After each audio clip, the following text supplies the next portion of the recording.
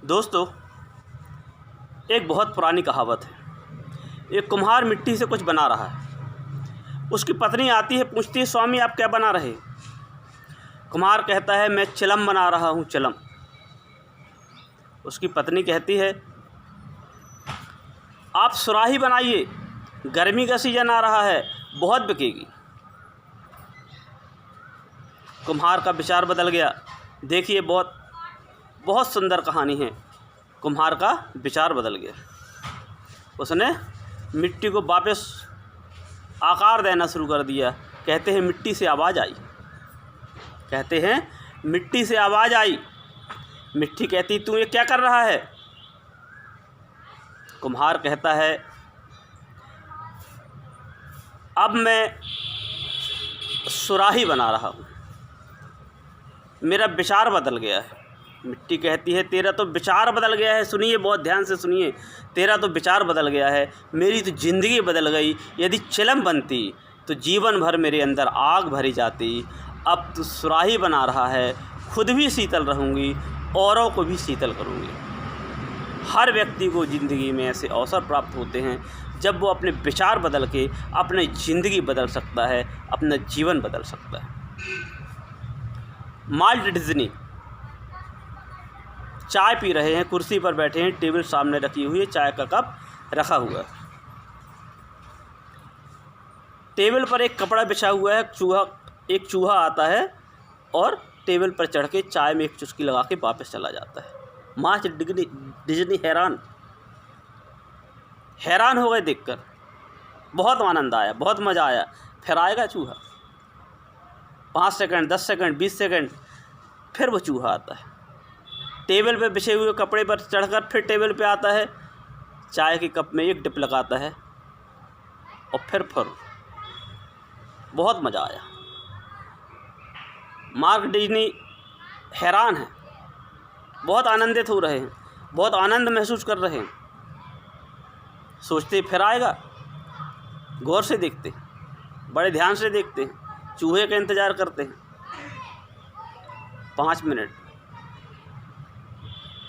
5 minute के अंदर कम से कम 6 बार वो चूहा आया और चढ़कर चाय में चुस्की लगा के चला गया। विचार बदल गया। वाल्ट डिज्नी ने डिज्नीलैंड खड़ा कर दिया। सोचा, जब एक चूहा मुझे इतना एंटरटेन कर सकता है, मेरा इतना मनोरंजन कर सकता है, तो सारे बच्चों का मनोरंजन करूँगा। पूरे विश्व में डिज्नीलैंड खड़ी कर दी है। अंगुलीमल ने 1000 लोगों को मारने की प्रतिज्ञा की। राजा बिंबिसार से उसका विरोध था। लोगों को मारता, उनकी उंगली काट के माला बना देता था। 999 लोगों को मार चुका था।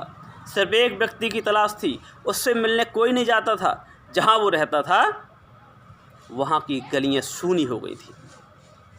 जहाँ वो रहता था वहाँ की गलियाँ सूनी रह गई थी। लोग उसके आसपास से भी नहीं निकलते थे। उसकी माँ भी उसके पास नहीं जाती थी कि कहीं ये मेरा ही शिकार न कर दे।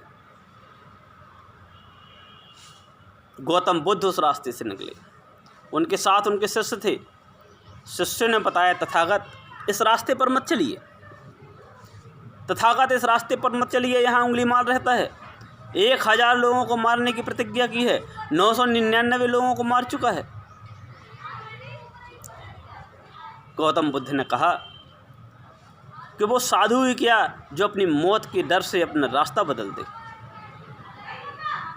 मैं तो नहीं बदलूंगा, मैं उसी रास्ते पर जाऊंगा। शिष्य परेशान थे। गौतम बुद्ध बढ़ते गए। अंगुलीमल ने देखा कि कोई आ रहा, बहुत प्रसन्न हो गया, बहुत खुश हो गया। चलो, आज 1000वां शिकार पूरा हो गया। हाथ में खड़ग लिया, तैयार खड़ा था। जैसे तथागत को देखा, कांप गया, पसीना छूट गया। क्या तेज है!